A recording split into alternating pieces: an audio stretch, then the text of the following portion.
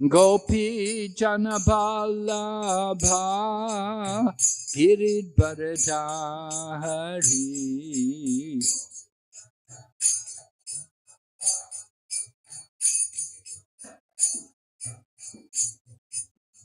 Yashodanandana Braja Janaranjana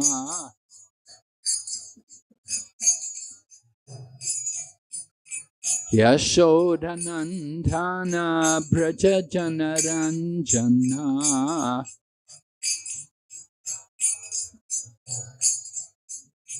Yamunatira Vanachari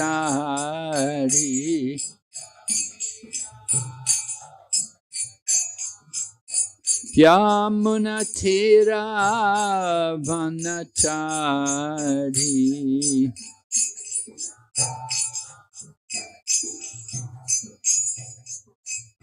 Jaya Radha Madhava Kunja Bihari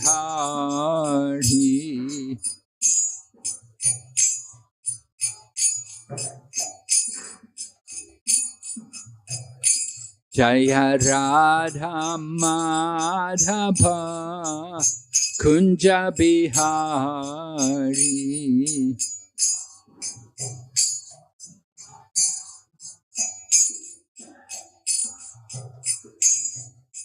Gopi Janaballabha Giridvaradhari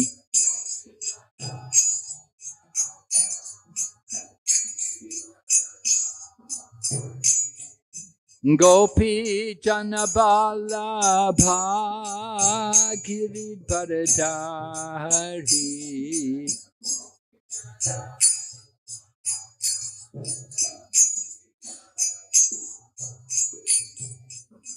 Yashodanandana Braja Janaranjana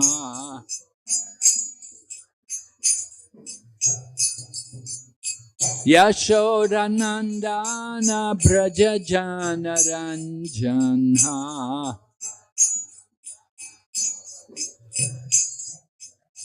Yamunatira Vanachari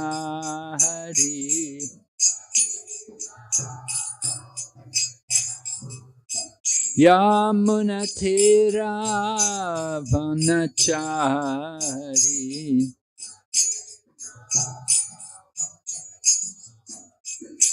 Hare Krishna, Hare Krishna, Krishna Krishna, Hare Hare, Hare Rama, Hare Rama, Rama Rama, Hare Hare.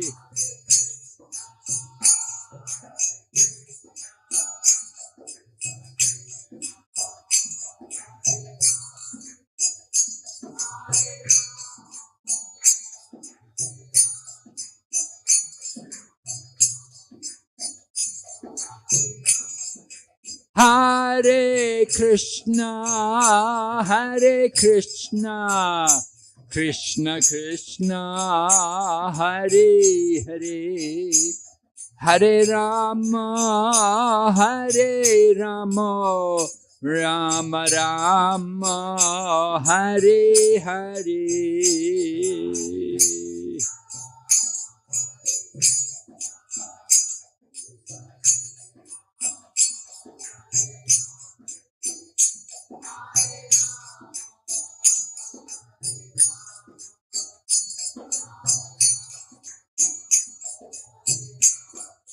Hare Krishna, Hare Krishna, Krishna Krishna, Hare Hare, Hare Rama, Hare Rama, Rama Rama, Hare Hare.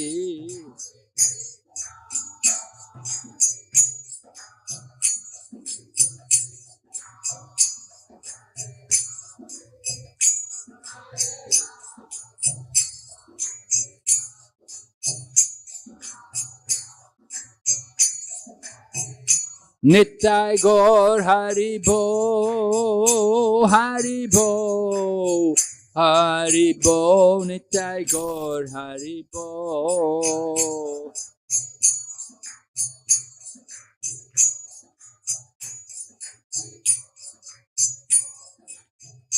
Jai Jai Prabhupada, Prabhupada, Prabhupada, Jai Srila Prabhupada.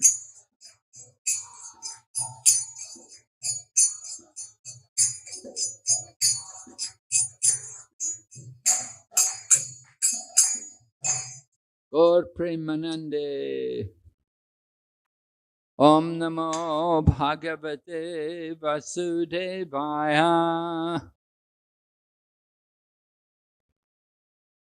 Om Namo Bhagavate Vasudevaya.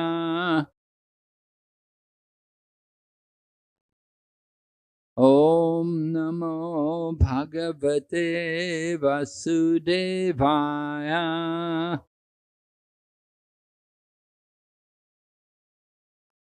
Narayanam Namaskrityam Naram Chaiva Narottamam Daivim Sarasatim Vyasam Tato Jayamudirayat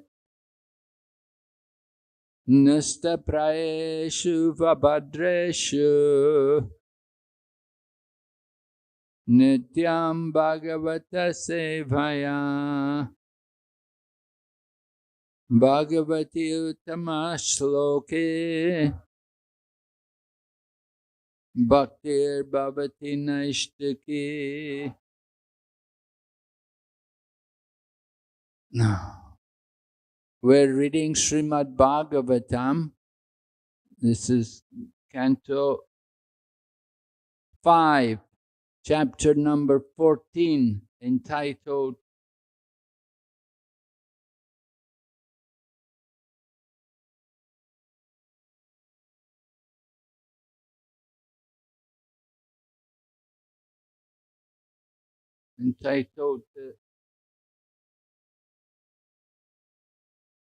Chapter 14. The material world as a great forest of enjoyment. Text number 28. So it's in prose, so I'll just read the word meaning. Kwapi, somewhere. Deva Maya, by the influence of the illusory energy. Striya, in the form of one's girlfriend or wife.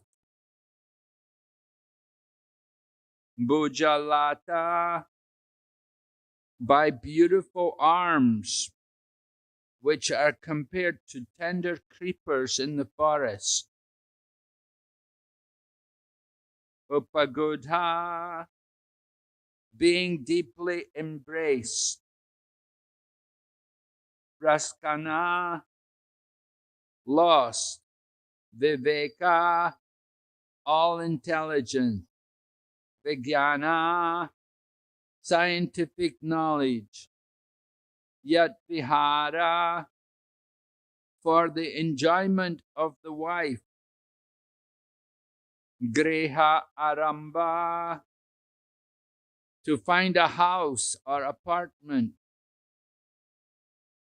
Akula hridaya, whose heart becomes engrossed. Tat, of that house. Ashraya avasakta, who are under the shelter. Sutta, of sons. Duhitra, of daughters. Kalatra, of the wife. Vasita avaloka, by the conversations and their beautiful glances. vichesita, by activities, aparata, hridaya, whose consciousness is taken away, atmanam, himself, ajita, uncontrolled, atma, whose self, apare, in unlimited, ande, blind darkness, tamasi, in hellish life, prahinoti, he hurts. Translation. Sometimes the conditioned soul is attracted by illusion personified, his wife or girlfriend, and becomes eager to be embraced by a woman. Thus, he loses his intelligence as well as knowledge of life's goal. At that time, no longer attempting spiritual cultivation, he becomes overly attached to his wife or girlfriend and tries to provide her with a suitable apartment. Again, he becomes very busy under the shelter of that home and is captivated by the talks, glances, and activities of his wife and children. In this way, he loses his Krishna consciousness and throws himself in the dense darkness of material existence. Purport by Srila Prabhupada. When the conditioned soul is embraced by his beloved wife, he forgets everything about Krishna consciousness. The more he becomes attached to his wife, the more he becomes implicated in family life. One Bengali poet, Bankim Chandra, says that to the eyes of the lover, the beloved is always very beautiful, even though ugly. This attraction is called Deva Maya. The attraction between man and woman is the cause of bondage for both. Actually, both belong to the Para Prakriti, the superior energy of the Lord. But both are actually Prakriti, female. However, because both want to enjoy one another, they are sometimes described as Purusha or male. Actually, neither is Purusha, but both can be superficially described as Purusha. As soon as man and women are united, they become attached to home, hearth, land, friendship, and money. In this way, they are both entrapped in material existence. The word Bhujalata Upagudha, meaning being embraced by beautiful arms, which are compared to creepers, describes the way the conditioned soul is bound within this material world. The products of sex life, sons and daughters, certainly follow. This is the way of material existence. Om Jnana Timirandasya Dhyananjana Shalakaya Chaksurun Militanyena Tasmai Shri Gurave Namaha. Shri Chaitanya Manobhistam Stapitam Yena Bhutale Swayam Rupa Kadamayam Dadati Swapadantikam Bandeham Shri Guru Shri Yata Padakamalam Shri Gurun Vaishnavamscha Shri Rupam Sagrajatam Sahagana Raghunathan Vitam Tam Sajevam Sadvaitam Savadutam Parijana Sahitam Krishna Chaitanya Devam Shri Radha Krishna Padan Sahagana Lalita Shri Vishaka Nitamscha He Krishna Karana Sindhu Dinabandhu Jagatpate Gopesha Gopika Kanta Radha Kanta Namostate Tapta Kanchana Gaurange Radhe Vrindavan Ishwari Vrishabhanu Sute Devi Pranamami Hari Priye Vancha Kaupa Tarubhyascha Kripa Sindhu Bhayevacha Patitanam Pavanebhyo Vaishnavibhyo Namo Namaha Jai Shri Krishna Chaitanya Prabhu Nityananda Shri Advaita Gadadhar Srivasadi Gaur Bhaktavinda Hare Krishna Krishna Krishna Hare Hare Hare Rama Rama Rama Hare Hare.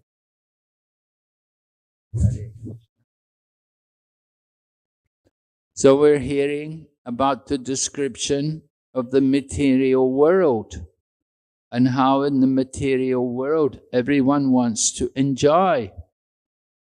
And the most basic form of enjoyment in the material world comes from the opposite sex.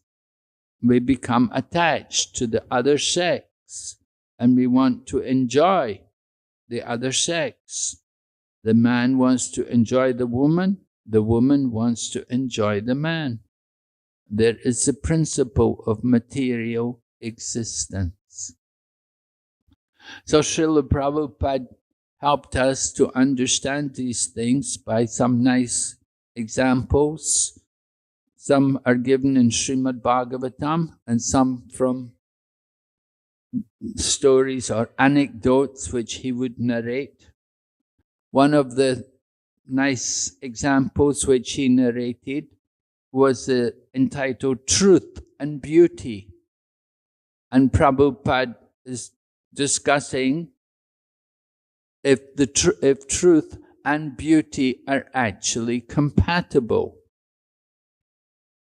You know, we were hearing in the purport there, Prabhupada was quoting some poet, Bengali poet, how he thinks the other person is beautiful, but they may not actually be beautiful. But in the eyes of some person, they're beautiful. So what is truth? It may be beautiful, it may not. Not all truth is beautiful. There are certainly many things in the world which are true, but they're not beautiful.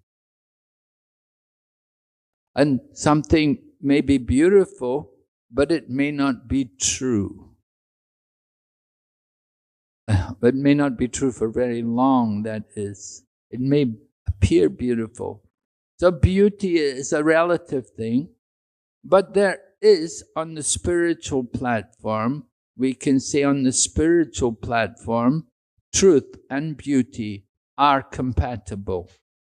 If we come to the spiritual platform, then the real beauty, of course, is there in the soul. It is not that the beauty is in the material flesh, because the flesh of the body is very temporary. And the flesh will wither and dry up. But the soul is eternal, full of knowledge and bliss. And certainly the soul is also beautiful. So Srila Prabhupada, in discussing the compatibility between beauty and truth, he went on to narrate the story about the young lady who was very beautiful. She had a very attractive physical body. And somehow some lusty man became attracted to her and desired to enjoy her. And he approached her requesting her to enjoy with him. And the woman was shocked, but the woman was very intelligent. And so she told the man that, you want to enjoy me? He said, just give me 1 week and come back after 1 week and you can enjoy me. So the man thought, oh, all right, I can wait 1 week. I will come back after 1 week. And for 1 week, that young lady, she took doses of purgatives and laxatives, and she vomited and passed loose stool, and she collected all of the substances which she was vomiting and passing. She collected all of these things in pots, and she kept them carefully. And after 1 week, that young woman, who was initially very physically attractive, she became very thin. She was emaciated, and her eyes were hanging out of the sockets, and she looked very ugly, actually. She lost all of her beauty by taking all of these different medicines. So after 1 week, the lusty, foolish man came back, and he saw this frail, emaciated woman. He could not recognize her. And he said, where is that beautiful woman, the attractive one, the very good-looking young lady? And the lady said, oh, that is me. And he said, what? That's you? He could not believe, And she said, yes, I'm the one. You wanted to enjoy me? Then he said, then where is your beauty? What happened to your beauty? And she said, oh, I've kept it for you. Let me show you. And she brought the young man to see her beauty, which was all there in the form of all the things which had come from her body, the loose stool and the vomit, and it all had a disgusting smell, and there was no beauty in it at all. And she told the man, this is my beauty. So in this way, the man got a very good lesson about the beauty of the material body. So we have to understand there is beauty in the material world, but that beauty has to be seen on the spiritual platform. We have to understand the real beauty is in the soul. Just like when a person dies, nobody loves a dead body. The dead body, you just want to be away from it. You don't like to touch it even. Why? Because the soul has gone. The real beauty which is there in the living body has gone in the dead body. So there is beauty, but that beauty is spiritual. So Srila Prabhupada narrated this kind of example to all of us very graphically to help us to understand the nature of beauty. And in Srimad Bhagavatam, we're given also many different examples about the foolishness of trying to enjoy the material body. One of the examples, which is very interesting, comes in the 11th canto, where Maharaj Yadu Maharaj had met a Brahmana, and this Brahmana was very detached from the material world. And Maharaj Yadu was wondering, how is it this Brahmana is so detached from the material world? Because he's a young man, and he's healthy, and he's good-looking young man. He could definitely enjoy the material world. Why is it he's so renounced? So Maharaj Yadu approached this Brahmana, and he asked the Brahmana how it was he had managed to become so detached.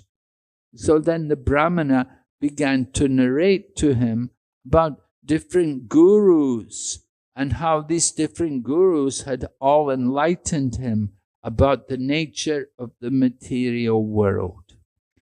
And one of the interesting gurus who he mentions was a person called Pingala. He tells the story of Pingala. Now, this lady Pingala, her profession was actually a prostitute. And he tells the story, the Brahmana tells about Pingala, how Pingala actually desired to get money from people. And she desired to have loving exchanges with so many different men and take their money. And so the story goes that Pingala was out there one night, and she was standing there, and she would look at the different men coming, and she would think, oh, this man, he's got a lot of money. He could give me a lot of money. He will help me. But then the man walked past her, didn't take any interest in her. And then another man came, and again she's thinking, oh, this man, definitely, he's got money. He will want to enjoy me. He will like to have love with me. But then the man also ignored her, didn't take any interest in her. So one after another, the different men came and walked past, and they ignored her, did not take any attention. So in this way, Pingala was becoming more and more frustrated and disappointed.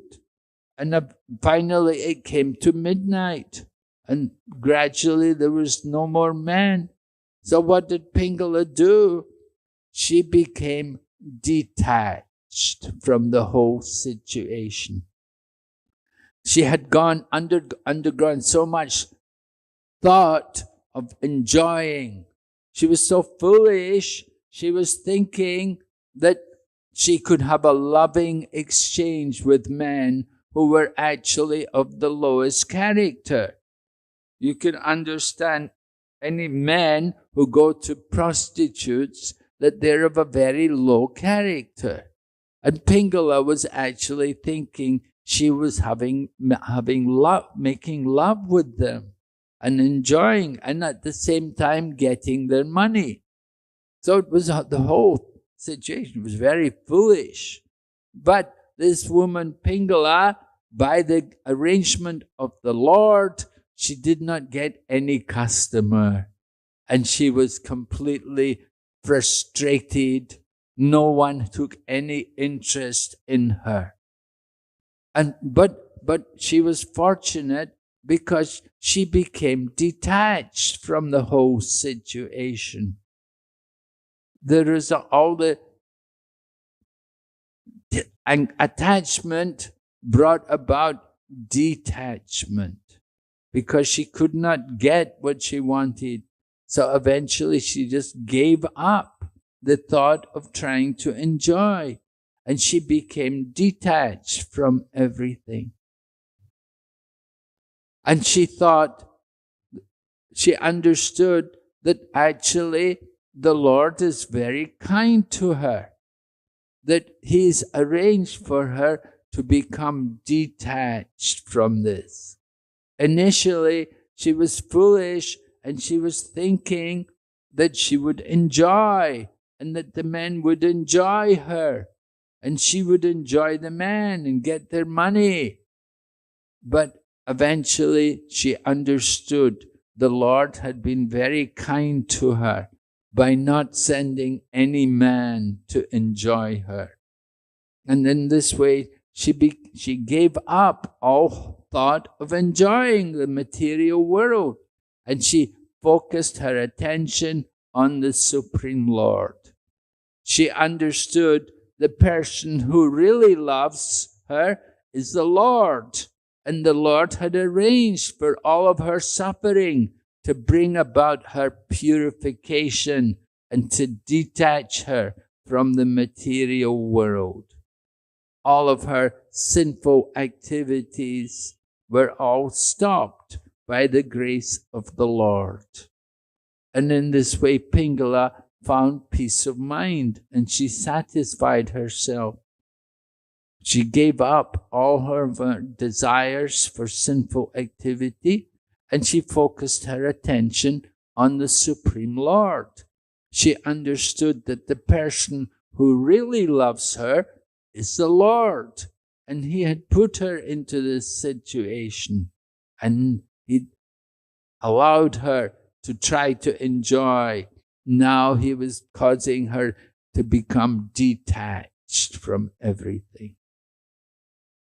So like this, Srimad Bhagavatam is describing to us in many ways how we can become detached from material sense gratification. You have to live in the material world and people are expected to marry. You're expected to have a husband or a wife. But we have to understand that that purpose of marriage is not just for sense gratification, but is for gradually detaching ourselves from the material world. And there's a nice example of this, which comes in Srimad Bhagavatam, the example of Maharaj Yayati. Now, Maharaj Yayati, he had an encounter with a young woman. What happened was there were two young ladies, Sharmista and Devayani. And Sharmista was the daughter of a Kshatriya, and Devayani was the daughter of Sukracharya, a Brahmana. So it happened that one day the two girls fought with each other. You know, it's not uncommon for women to fight with each other. And this one girl, Sharmista, she knocked Devayani into the well. And she knocked her into the well naked because the two of them were bathing and somehow Devayani had taken cloth which was not hers. And that caused their argument and it ended up with Sharmista knocking Devayani into a well, naked. So and then Sharmista went away and left her in the well. But after some time, this Maharaj Yayati came by. He was on a hunting expedition and he went to get some water from the well and he was surprised to find a beautiful woman, young woman in the well naked. And naturally, he became attracted to her, seeing the beauty of her physical form. He became attracted to her, and the two of them got attached to each other. Although Devayani was the daughter of a Brahmana and Yayati was a Kshatriya, it was not a very good combination. But they went to Sukracharya and they got permission. Sukracharya told Yayati, you can take my daughter for a wife, but condition, be faithful to her. Don't get involved with other women. Of course, that's a difficult thing for a Kshatriya king to do. Yayati was a Kshatriya king. And it was also arranged that Sharmista, who had put Devayani into the well, but because she'd done that, she was made the servant of Devayani. And she had to go and be a maidservant in the home of Devayani. So Devayani got married and Sharmista went as her servant. So Maharaj Yayati, he was enjoying Devayani, but then he got involved with the other woman as well, because Sharmista was there. And when the other girl got pregnant, then Devayani was very upset. And she went back to her father and she told her father, my husband has been unfaithful to me. So Sukracharya was upset and he cursed Yayati to become old. So this was very painful for Yayati, the thought of becoming old. So he appealed to the father he told Shukracharya, you know, if you curse me to become old, it will ruin our marriage. I won't be able to satisfy your young daughter. She's a young woman, and she will want me to satisfy her. And if I'm old, I won't be able to do it. So Shukracharya thought about it, and he said, well, you can transfer your old age to one of your sons. If one of your sons will accept your old age, then you can transfer that curse to him. So Yayati went to his sons and he requested his sons, could you help me please take my old age? You know, that's not a very easy thing to do. Would you like to become old? You know, do you think if you have a young son, will they agree to take your old age? It's very unlikely. So Yayati, anyway, he asked his sons, and the sons, they had different reasons, different excuses.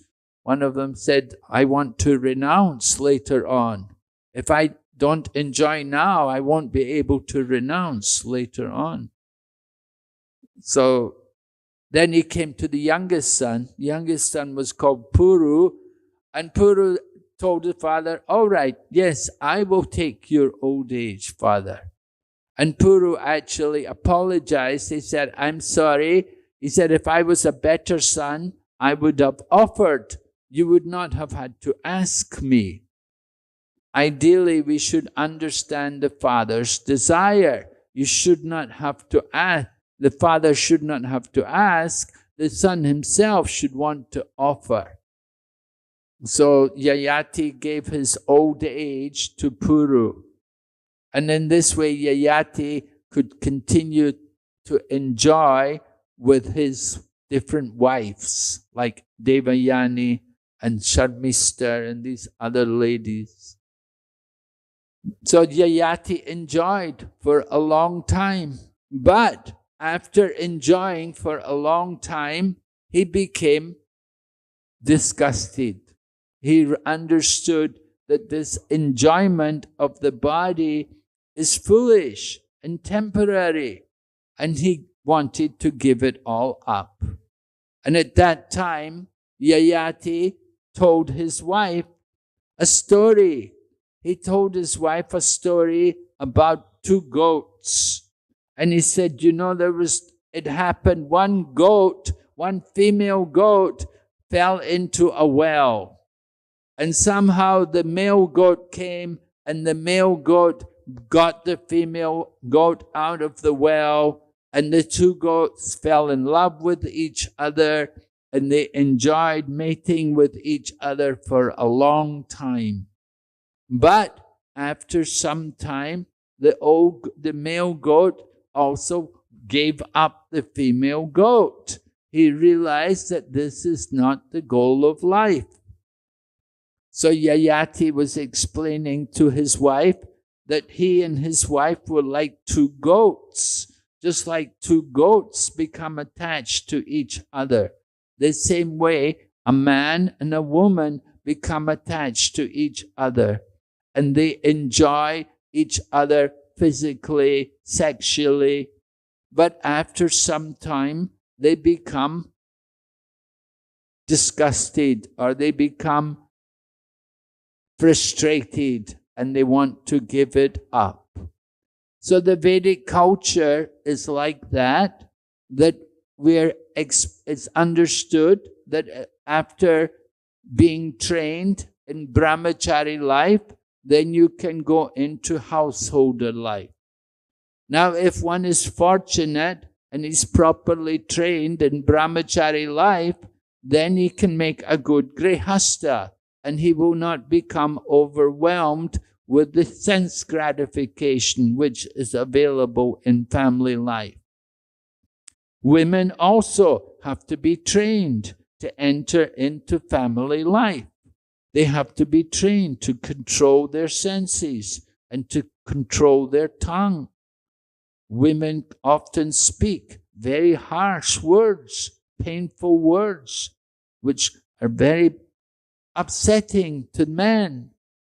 So it's difficult sometimes in family life, living together, a man and a woman. They're not properly trained. Krishna consciousness is to train people to enter into family life. But we know most of the world today are not trained, and they enter into family life and they have difficulties. And there's a lot of fighting and quarreling.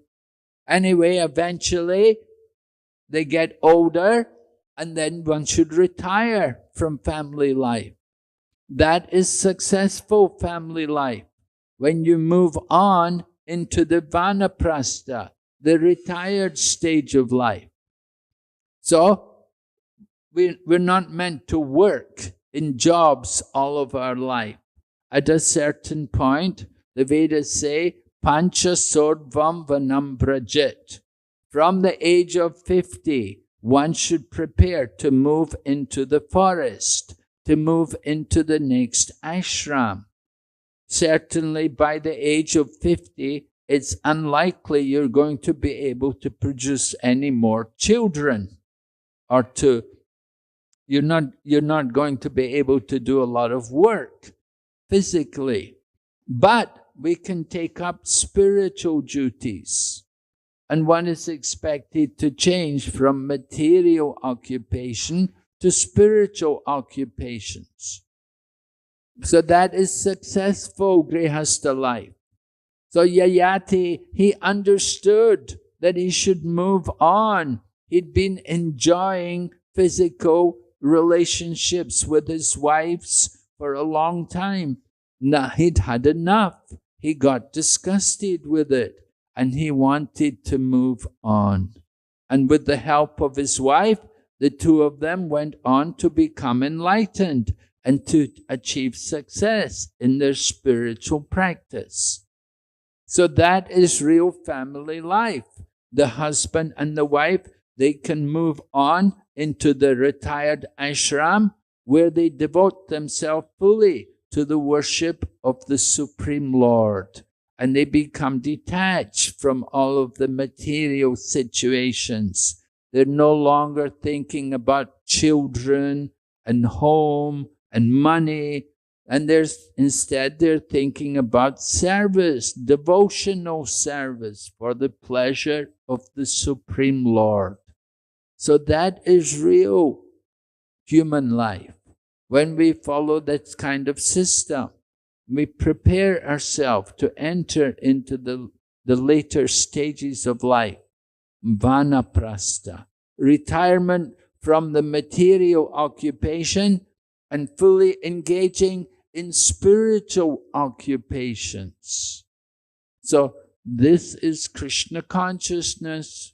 And Prabhupada expected like that people, as they get older, they will come to Krishna consciousness and they will want engagement. They will want to do service for the Lord.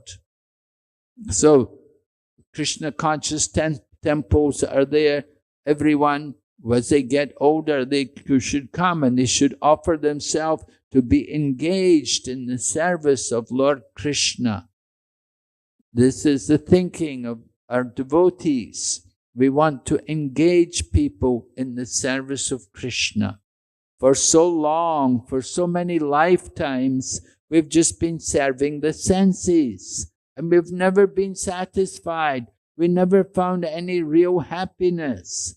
The real happiness is there, and it is not in the senses, but it is in the soul. When we come to the spiritual platform and engage in devotional activities, hearing and chanting, then we can experience what is real spiritual life. And we can see every morning the devotees are blissfully chanting the holy name and dancing, and they're experiencing the joy, the bliss of the soul. It naturally awakens without even any great effort, just by taking part in the program. So in this way, we encourage all of you, continue your Krishna consciousness. So today is the disappearance day of Devananda Pandit. Devananda Pandit was a great devotee of Chaitanya Mahaprabhu, described in the Chaitanya Bhagavat, how Devananda Pandit, as a young man, he was teaching Srimad Bhagavatam. And he was having classes on Srimad Bhagavatam. And young men were coming to him and learning Srimad Bhagavatam. But actually, Devananda Pandit, he was not yet really a devotee. Although he was teaching Srimad Bhagavatam, he did not really understand the meanings of the Srimad Bhagavatam. And he was teaching the Srimad Bhagavatam more on a material level. And he had students there. So it happened one day, Srivas Pandit went. Srivas Pandit was residing there, and he desired to hear Srimad Bhagavatam. So he went and attended the class of Devananda Pandit. And when Srivas Pandit heard the Srimad Bhagavatam, just hearing the Srimad Bhagavatam, it awakened ecstasy in the body of Srivas Pandit. And Srivas Pandit he was overwhelmed by ecstatic love for Krishna. And he was feeling ecstasy in the body. He could not control his different bodily emotions. The bhava was so great, it awakened in him. So these students who were there studying Srimad Bhagavatam, they thought, oh, this person, he is disturbing our class. And they came and they picked him up roughly and they dragged him out and put him outside. So Devananda Pandit sat there and he didn't say anything. He didn't say anything about it. Devananda Pandit, therefore, because he was the teacher, he got the reaction. Because he did not protect the devotee. He could not recognize the genuine symptoms of love which were there in the body of Srivas Pandit. And because he didn't do anything to stop his students from mistreating, Devananda Pandit got reactions for that. And so it happened one time, Chaitanya Mahaprabhu came there, and Devananda Pandit asked Chaitanya Mahaprabhu, please bless me.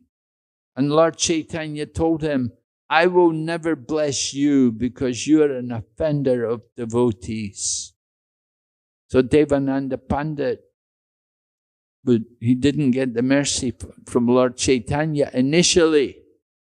But then, after some time it happened that Vakreshwara Pandit came there, and Vakreshwara Pandit was, Vakreshwara Pandit, he likes to chant and dance, and he will chant and dance for many, many hours. He was such a great devotee. So Vakreshwara Pandit was chanting and dancing, and there were many people around him, and they were disturbing his chanting and dancing. But Devananda Pandit came there, and he stopped the people from disturbing Vakreshwara Pandit. Devananda Pandit arranged to protect Vakreshwara Pandit so that he could chant and dance without being disturbed. So when Lord Chaitanya saw this, he was very pleased. He saw that Devananda Pandit is serving the Vaishnava. And so then he told Devananda Pandit that you have offended Srivas Thakur, and Srivas Thakur is a great devotee, and you have to get relief for that offense. You have to go to Srivas Pandit and beg forgiveness. So Devananda Pandit went to Srivas and he fell at his feet and he begged forgiveness, and certainly Srivas Pandit forgave him.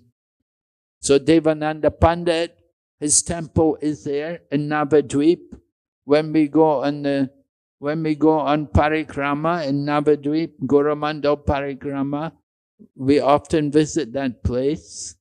It's a place where you can get forgiven for your offenses. Devananda Pandit is an example of a person who got forgiven for his offenses.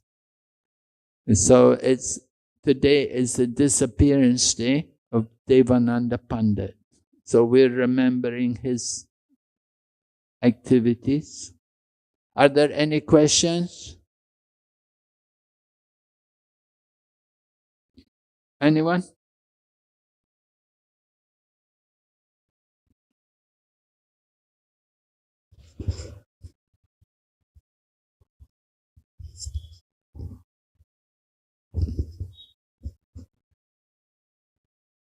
Okay, there are no questions, then we will finish here. Thank you. Srimad Bhagavatam ki jai. Srila Prabhupada ki.